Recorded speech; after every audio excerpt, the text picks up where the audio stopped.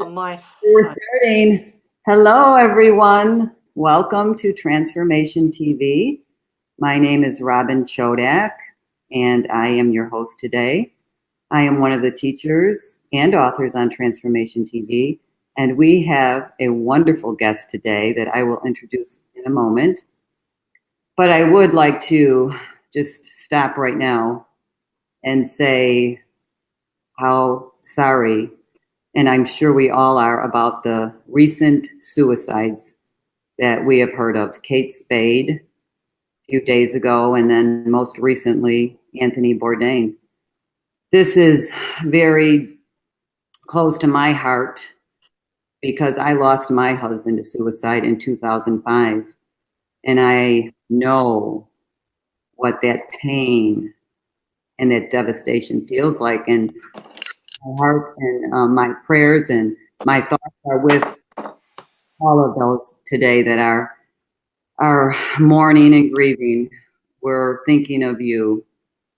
I just wanted to mention that today before we begin. And today you're in for a treat because we have Sherine LoveGrove. I love that last name, by the way. Thank you. She is coming from London, so it's evening for her. But I'll let you know that Sherine is a hypnotherapist, neurohypnotherapist, and for 20 years she has been working in the field of what would we say? It's a neurolinguistic psychotherapy. Christy. Exactly, it's hard to come out of my mouth.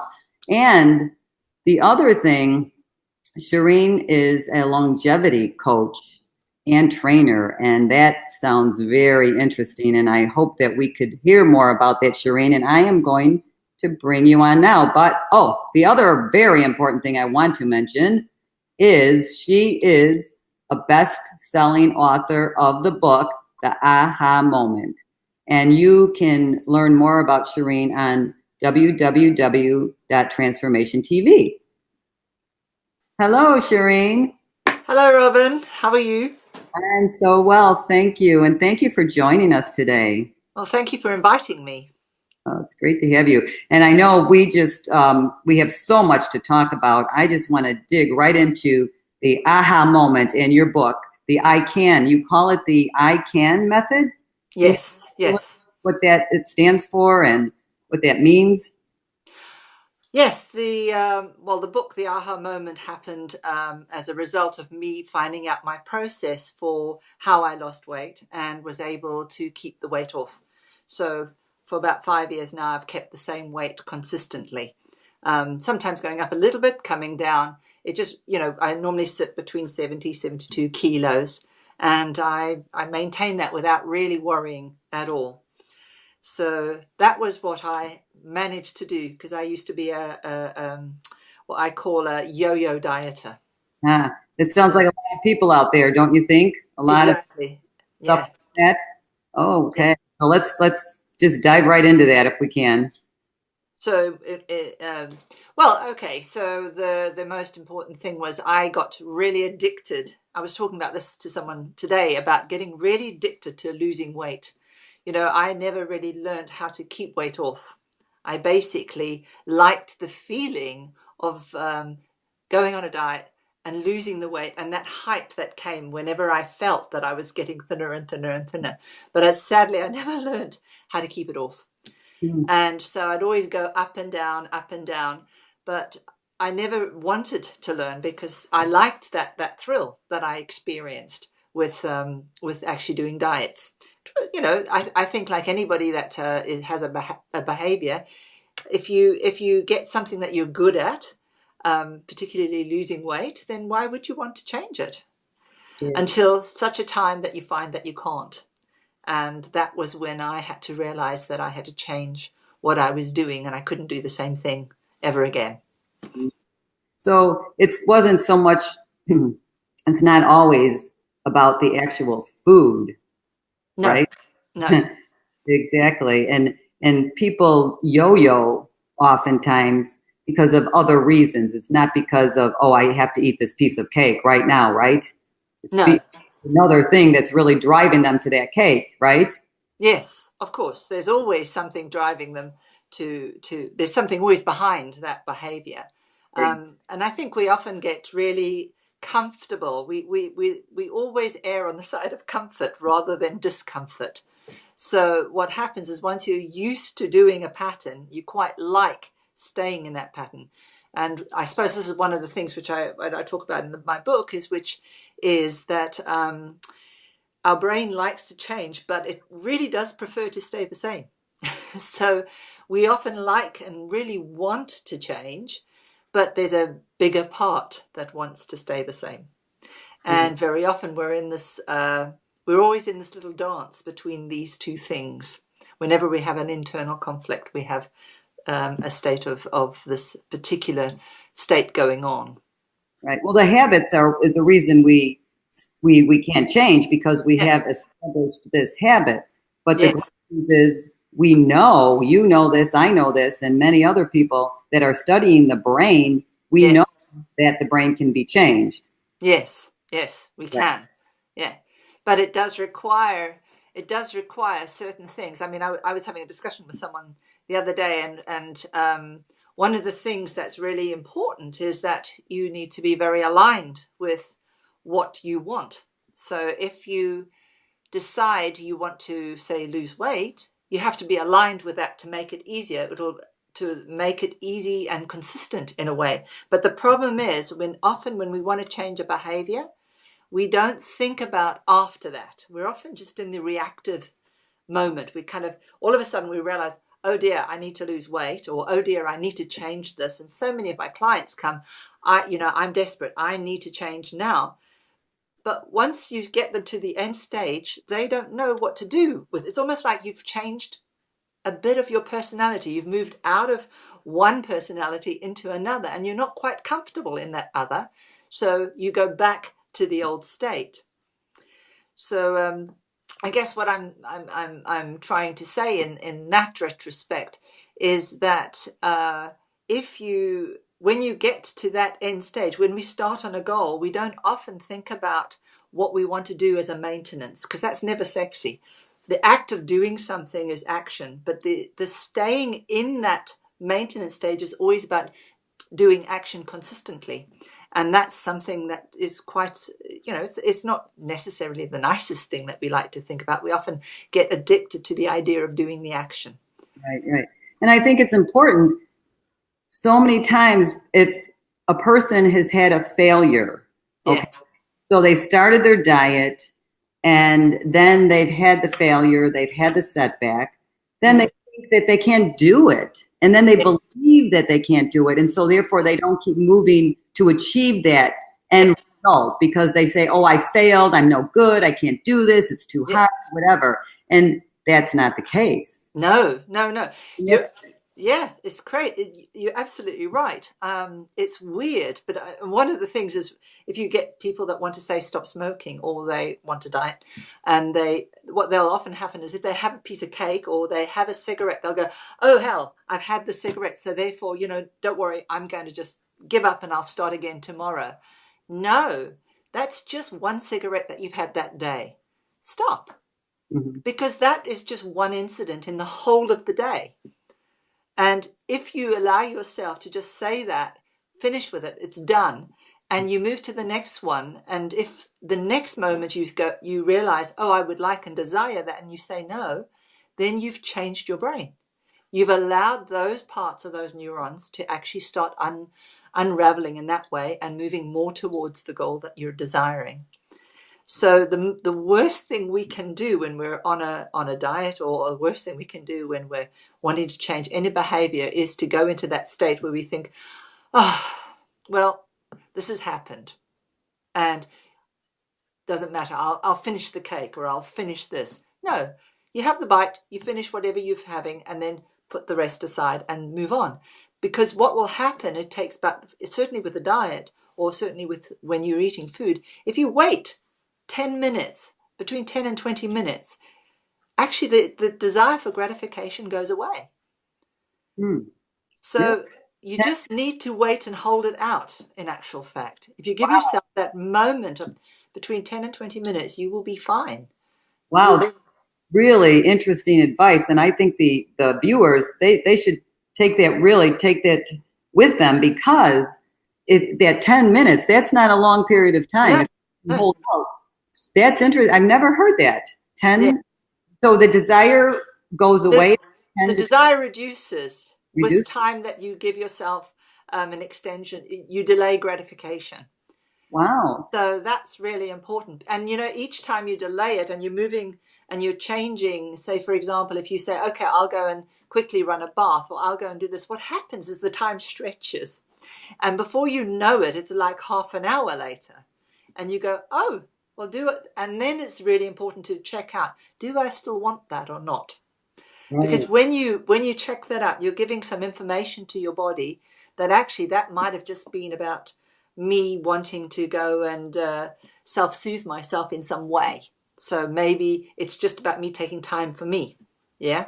Yeah, yeah. So when you go and do things and you delay time or delay the gratification, what will happen is you don't get the instant hit, which is what you'd get if you, in the sense of when you have a kind of an addictive type of behavior. Mhm. Because that's the whole thing, is that you get to have that feedback response.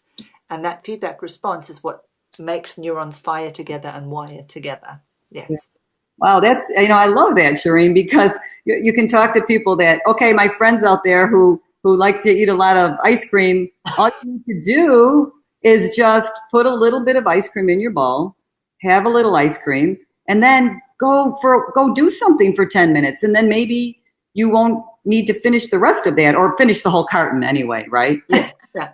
Well, I think the moment it's the initial eating of something. If you're able to stop and then just delay, or delay before you've had, you'll find that the desire will go away. Sure. It will go away. Absolutely. Wow, I think that's really good. That's good news to hear. I don't think people are aware of that so Mm. much. Yeah. So more about becoming aware of what we can do. And I like to call it, and I use this term in some of my teachings, we can trick our brain. Of course. Of Yes, course, we can trick our brain. our brain. And that is one way to do it. Yes, So, exactly. Well, I mean, time distortion is a trick. I mean, time is still going to tick by, but our perceived idea of what time is only a perception, isn't it? yes, yes. So that's really, really great for people that are finding that they're struggling with anything. It's just Yeah. not about food. We all have things that we struggle with. So Yes. that time delay to help ease that need for it, I guess you could say, Yeah. that's very useful. And that's one of the things that you talk about in your ICAN method, right? Yes. Yes. Yes. Yes. I mean, So, the ICANN is basically about 4 stages of a gateway that lets you know where you are, that you're on track. mm, So, for example, for any behavior that needs to change, we need to have an insight or a realization. So I think, an insight, when you have it as a realization, is it's never a happy thing necessarily. It's about recognizing a truth of something. And the truth is, invariably, if you don't change now, there's going to be a consequence. So mm, for what, most of the time we deceive, delude, and deny ourselves that there's an issue, right? We often think, oh, well, life's happened to us and there's nothing we can do. But actually, that's that's often not the case. There is often something we can do to at least mitigate effects. So we have to really just understand that when we want to change a behavior, we have to stop deluding, deceiving, and denying ourselves. And that means we have to have the realization. We have to feel that momentary pain of what it would be if we continue along this trajectory. yeah. And then the second part of, so when you get that moment, that realization, and when I do my coaching, that's what we get to. We want to get to that real, why do you really need to change?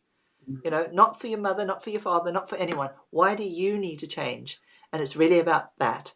And Right. then the second one is the second gateway is if you have you need to have a commitment. So the commitment to that change and to your, obviously to yourself, but the commitment needs to be that you're going to have to do it forever. And that's the hard one.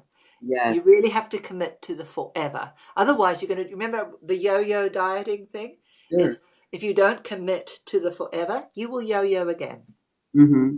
You won't get back to that same place where you need to go, okay, I can feel myself sliding. I need to get back on track. Right. What will And happen? and a lot of times with dieting, I mean, we could talk about this for a long time, which I Yeah. want to get into your other things as well. But I know, you know, I don't know, just for me personally, I like to eat healthy and do things for my health. But you know what? Sometimes I want to eat a piece of cake or eat a Yeah. piece of chocolate fudge. So Yes. I think it's important to not deny yourself. You just do Yeah. it in moderation. And that's the Exactly. difference. And I Yeah. think that if we have it in our mind, oh, I can never have that, you know, Oh, and we have that fear, then that brings in the fear of it, you know. exactly. I'm not going to fear that piece of fudge, you know. I can Yeah. have a piece of that fudge. So that's kind of what you're saying about the denial, right? You don't Yeah. need to deny yourself. And that's Yeah. important because it's you want to have that balance. Yeah, exactly. And I mean, most people, I will give them what we call an 80% rule. 80% of the time you eat healthily. And Mm, then the other 20%, plan them during the week where you would have your not your 20% where you would probably have your piece of cake or you'd have it. But you want to have it strategically. So you want to have it at a time that you know that it's going to perhaps not trigger into a possibility that you will go into a negative behavior. So for example, if you're having a piece of cake maybe last thing at night, for example, then you'll go to sleep and then you won't necessarily want to eat anymore. right. So that might be something. Or if you have a piece of cake, make sure that you have something that's not sweet to drink. So what will happen is the desire for the sugar gets washed out of your body, out of your mouth particularly, so you don't get that craving that happens after you've had something sweet.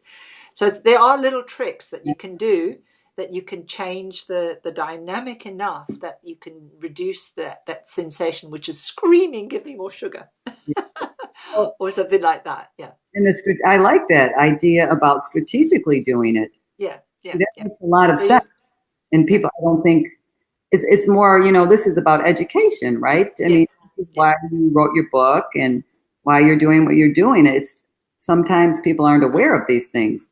I mean, No. you don't think, oh, I'll eat a piece of cake before I go to sleep. But actually, that does make a lot of sense in regard because you're going to go to sleep and you're not going Yeah. to keep eating. It's time to And go. exactly, and your body will regulate. Of course, that's not the most ideal in the sense of longevity stuff, which maybe we'll talk about a bit later.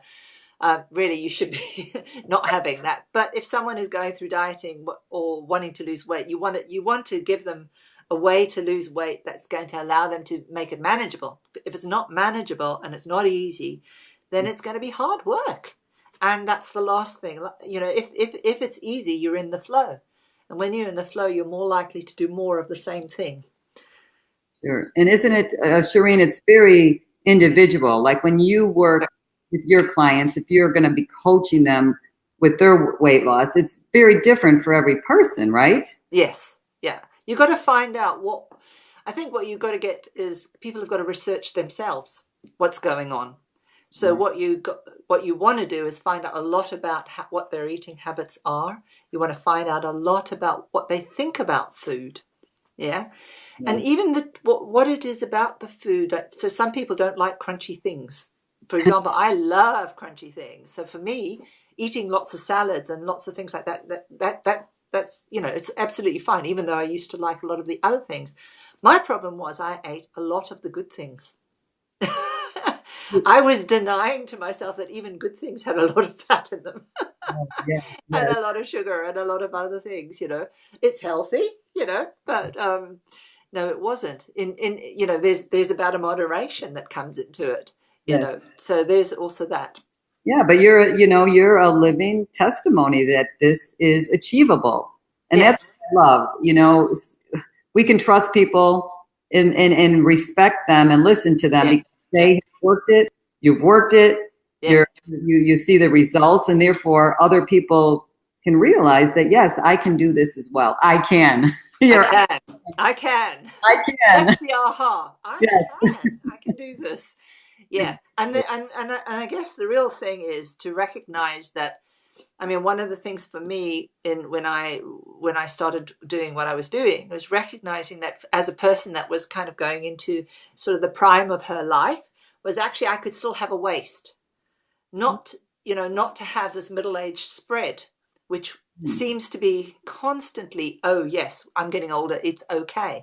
No, it isn't okay to have middle-aged spread that sits around over your liver. And Mhm. actually you don't have to have that. And that was a really big realization for me, that if you do certain kinds of ways of eating, it allows you to actually be able to have a waist.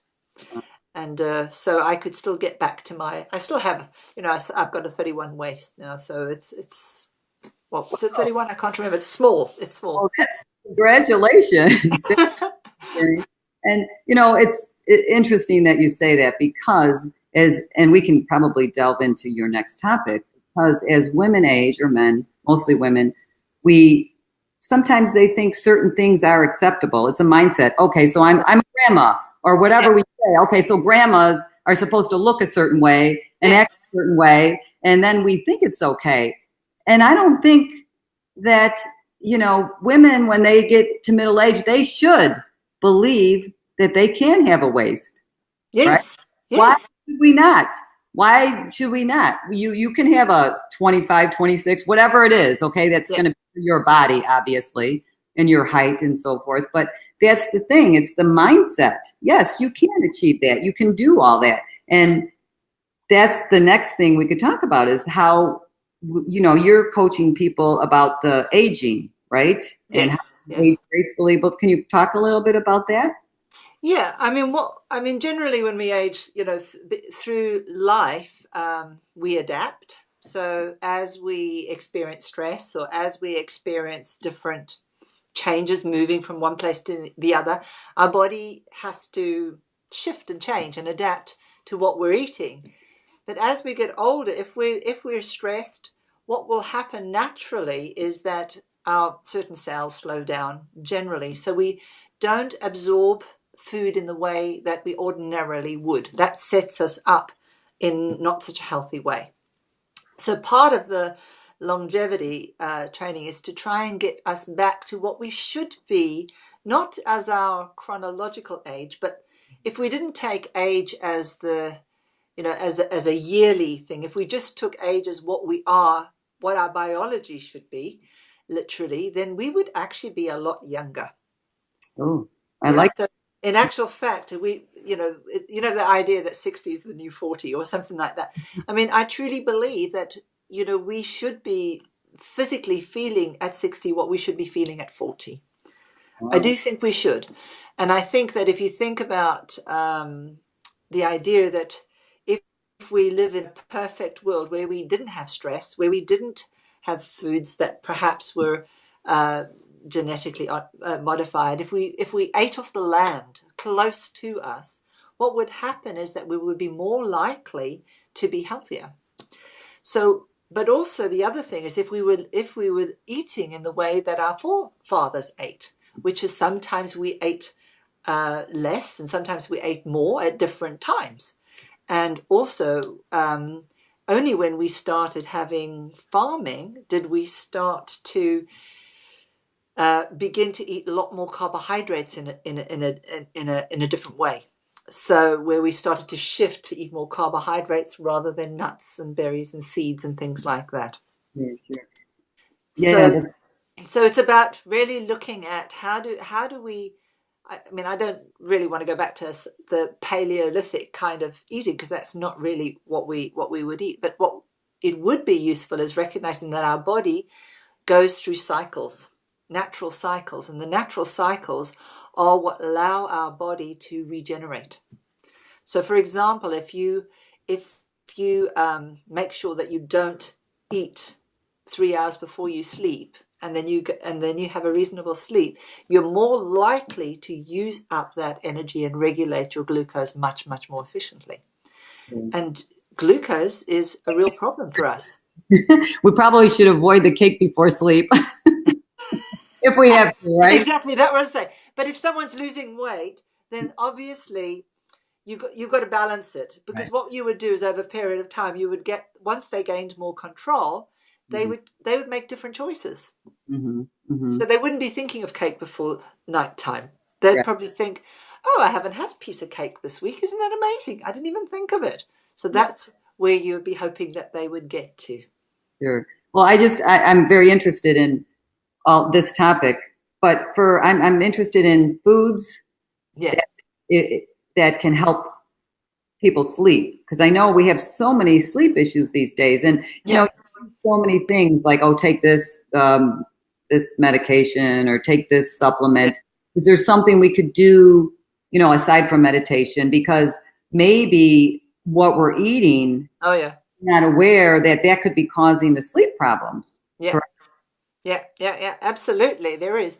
I mean, it's not a big research, but there is a research to say that if you eat certain kinds of fiber, you will improve your sleep.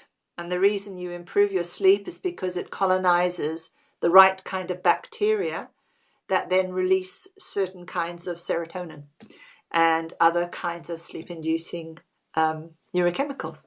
So you end up sleeping better.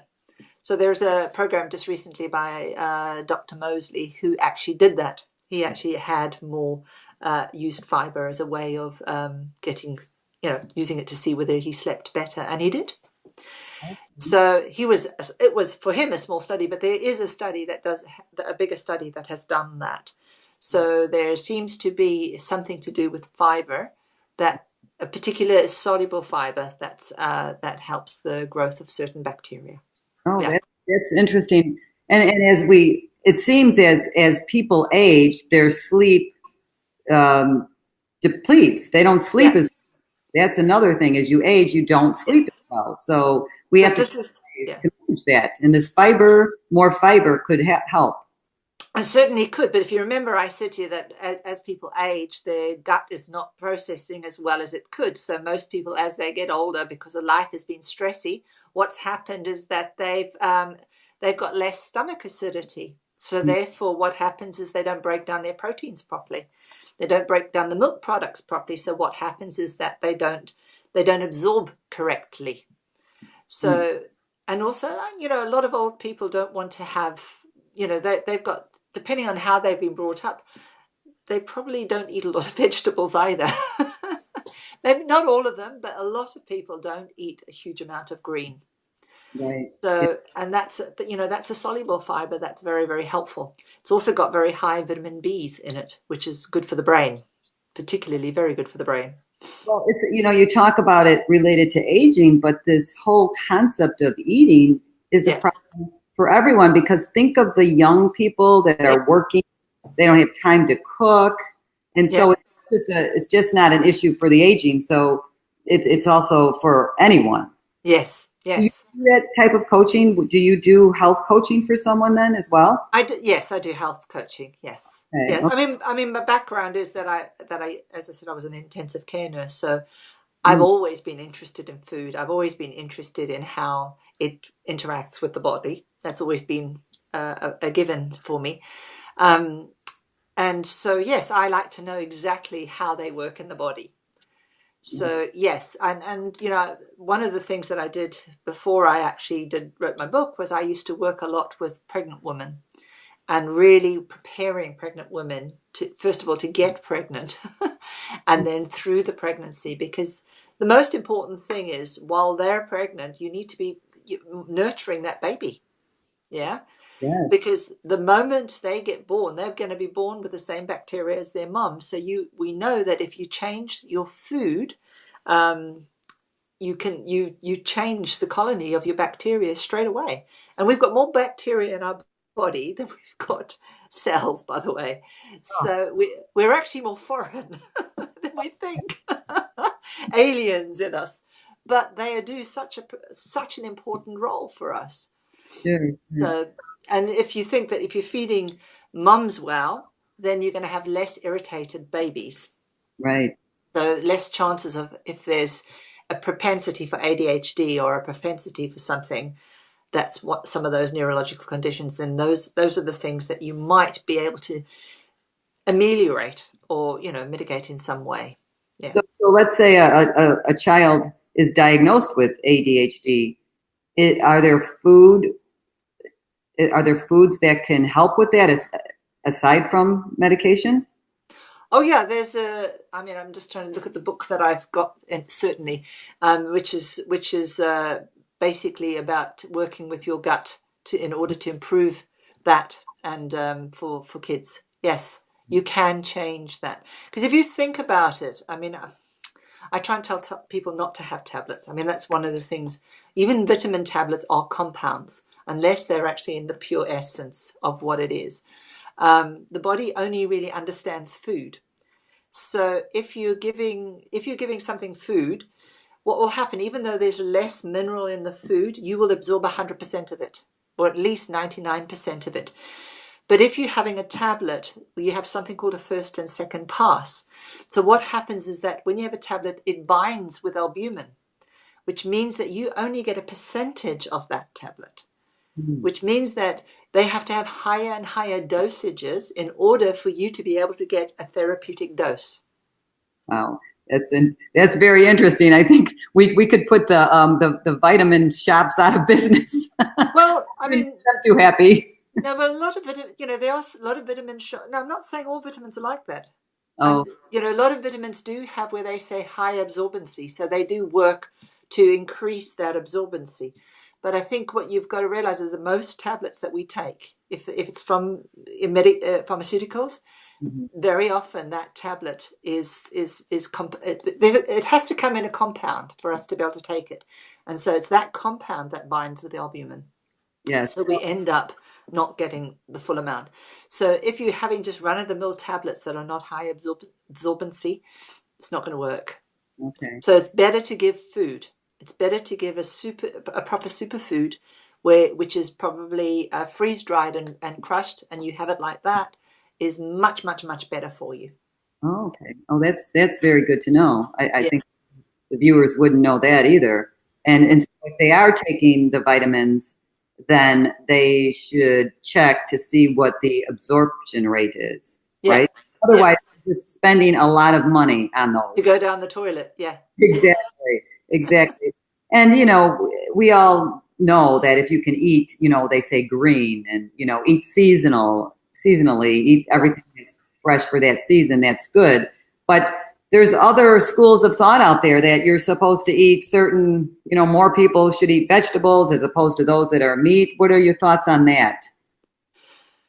I mean, I suppose from an evolutionary way. I mean, originally well, it depends on whether people believe we're creationists or not, but we're evolutionary. We've got about a gut that's very similar to a chimpanzee. So the idea is that we did evolve in a way, in a quantum leap to humans, but from the apes, and we've got the same gut as that. Yeah.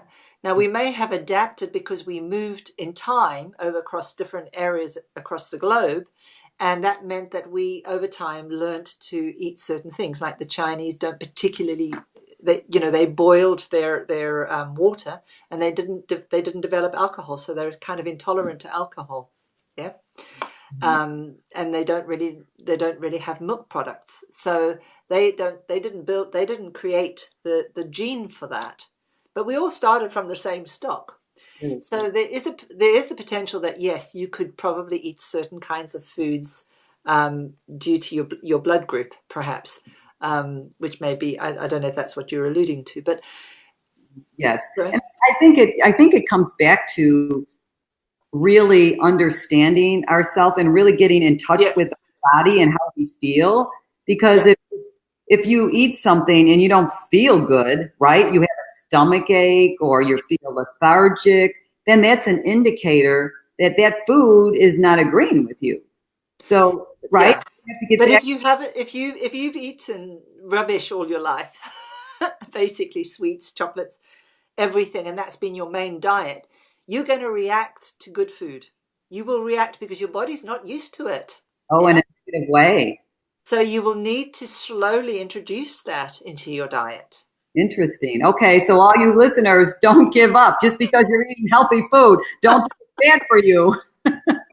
Just slowly introduce stuff so that your body gets used to that, because it's like anything else.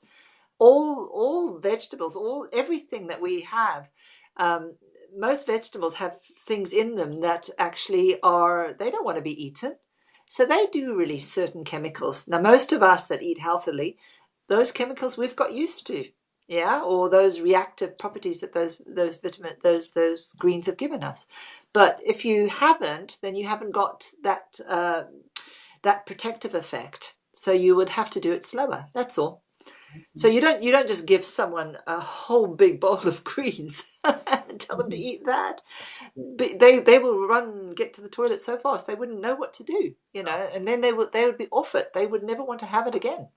Sure, sure. So it's got to be introduced slowly. Yeah. Yeah, so if somebody's struggling right now with, with something in their life, and especially since we're talking about, weight right now, I mean, they could contact you. And if they watched would they get any of this in your boot camp that you offer? Do you talk any about this longevity in the boot camp? I don't actually talk about longevity, but I do talk about the reason why I did the ICAN, why I did the 5-2, which is what is for 5 days you kind of eat normally, and 2 days you restrict.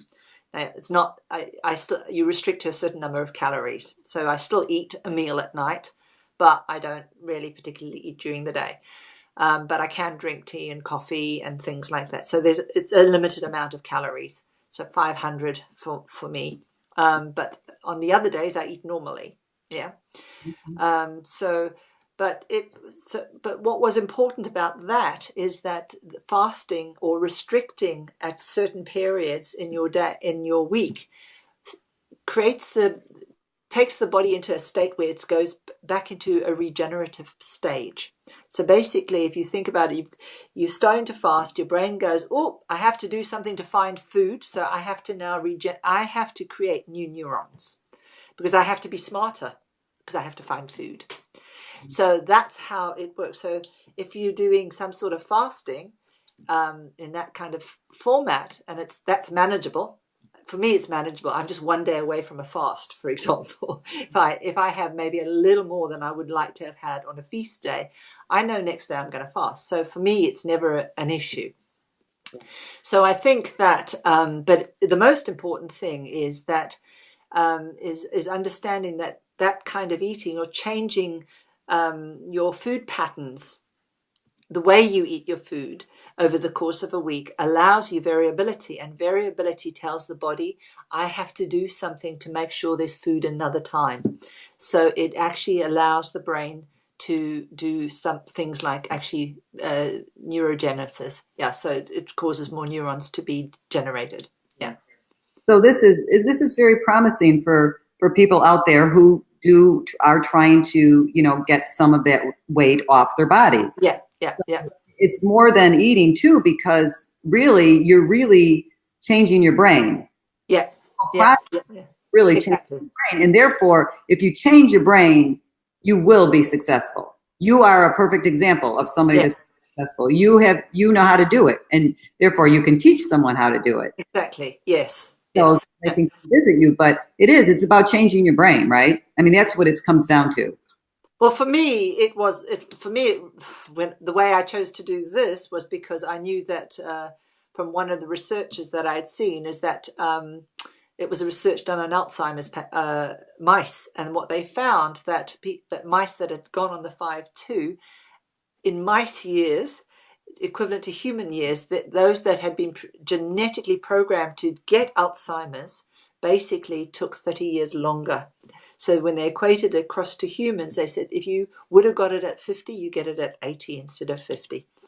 So that is such an amazing thing. So I thought, there's a no-brainer. Sure. I want to make sure that I don't have Alzheimer's, or I want to do everything that I can to make sure that that doesn't happen. And that was one way of looking at it. And interestingly, for me, I used to fall every time that I went walking. Hmm. It was crazy. It was a stand-up joke. I would fall, and I wouldn't be able to balance, and I wouldn't be able to jump. And I mean, I'm not old. I don't think I'm old. I may have a little bit of grey hair, but actually, and but 3 years into the having done my 5-2, one day I sort of, but I've been on holiday and I haven't fallen. Wow. And I had and also I was catching things that were falling off just automatically. So my motor control had really changed dramatically. Hmm. And that sense of balance, stepping on and walking towards cliff faces and feeling safe, no fear, which was really strange. Whereas before I'd been very frightened. So even the fear response had changed in me. Hmm. So your brain, I mean, in addition to your body changing, Yeah, with the right foods, your muscles get stronger, yeah, yeah, yeah, and your brain changed. yeah, And I love that you said no fear. That's a beautiful thing to yeah. eliminate the fear, right? That was one of the amazing things that I realized. Oh my God, that where was that bit of fear that I was experiencing when I was sort of climbing up a hill, thinking, "Oh my God, this is going to be awful. I'm scared." And now I'm far more brave. It's really weird, That's but great. yeah, it's maybe because there's a confidence that's also happened because I know my body is taking care of me. Do you know what I mean? I know where, from a proprioception point of view, I know where I'm putting my feet. Yes, yes. And so you're going to teach, you're probably going to live to be 100 and you're going to beat the record, maybe 125. That's the record. Do you know the longest lifespan out there now? Do you know?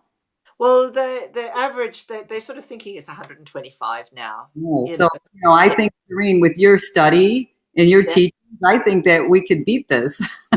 Well, I think if we can I mean, I know there are a lot of people that are doing it. I think if we can get to the mums, gets to the babies, get to teenagers, so that you along the whole spectrum, yes, we will.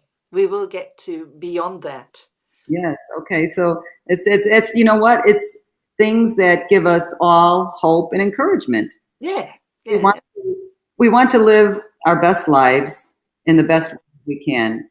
yeah. And so it just to leave the audience today, I mean, is there some things you can leave with them to say, hey, how can I love Transformation TV's motto, how do you make life better?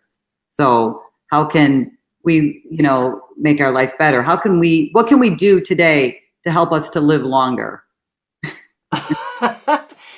Well, I think you've got, well, one is you need to be able to decide that it is that something that you want to do. Yes. Yes, we live for moment to moment, but we have to make a decision that we want to live well. Not just to live long, but we want to live well. Because if we live well, we will live long. So I think that's a key factor in any kind of longevity planning. Yeah. Mhm. I always think of the Tibetan Book of the Dead, which says, "Prepare for a good death, and you'll have a good life." I know it's a really strange thing to think about, but actually, it's a truth. Mhm. It's a truth. We need to prepare for a good death, and means that we would then have all the strategies in place for the good life. So yes, that's one of the things that I think are really important. So align with that. Align with that truth of your why. Why do I want to be there? Why do I want to live well? And then follow that. I think that's a really important thing to do. Yes. Oh, I think it's a great idea to leave with everyone today. If you just think about that one thought today, if Yeah, I live well today, but like you said, it's your choice. yeah, You ask yourself that question. Do you want to live well today? And do you want to live the longest life that you can in the best way that you can? yeah. Make that choice. And once you make that choice, you can move down that path. You can move down that path with Shirine's teachings. She can help But you. but All I of think yeah, all of us on Transformation TV can help you. But it's the truth. That's why we're here. I mean, you make the choice first, and you keep moving forward down that path. Exactly. You have to stay consistent. But one of the things that might make it even easier is our brain likes to work for us. So we need to work with it. We need to use our brain in a way that makes it effortless and easy. And one of the things that is a great skill is to actually just ask when you're in any moment, like, for example, if you committed that you want to not eat that piece of cake, or you want to do this particular task that you want to do, or you're stuck, even just stuck in doing an essay, is just to actually take a breath in and out and just say, ask your brain in that moment, how can I do this? Just how can I do this? If you do that, the brain will go, guess what? You believe I can do it. Because just by saying the how can I, the brain goes on what we call a transderivational search. It goes all around the brain looking for possibilities that it can offer you. And then your job is, it makes your job much, much easier when your brain works for you. Oh, yes, yes. Rather than you trying telling your brain. So I've often found that I've managed to do things when I just ask that question. So this is what I want. How can I do that? How can I manage that? What do I need? Tell me how I can do that. And it's a really great way to get your act going forward, basically. I love that, Sherine. I was thinking, get your act together. No, your act to go forward. That's beautiful. I think that if everyone began to do that, just stop, breathe, and ask, how can I do that? Yeah. How can I do that? I think that's something to leave the viewers with today. And I think, and if you want to learn more about Sherine, as I said, go to www.transformationtv. You can watch her free teaching segment. I loved it. It's awesome. You should all watch it. And she has a boot camp. You can purchase her boot camp and just get all of it. It will be as if you're doing one-on-one coaching with Sherine. Yeah. Well worth it. And Sherine, I thank you so much. Thank you. Here, and we did have some comments today. Did we? Yes. A couple people were on, and Jennifer Tandini Kaneki said, "My daughter loves ice cream. I need to do this with her." It's very helpful. We always know that we get to impact someone's life here on Transformation TV. So thank you for joining us, and thank you for having me. Check in in 2 weeks, everyone. Bye for now. Bye. Take care, brother. Bye-bye.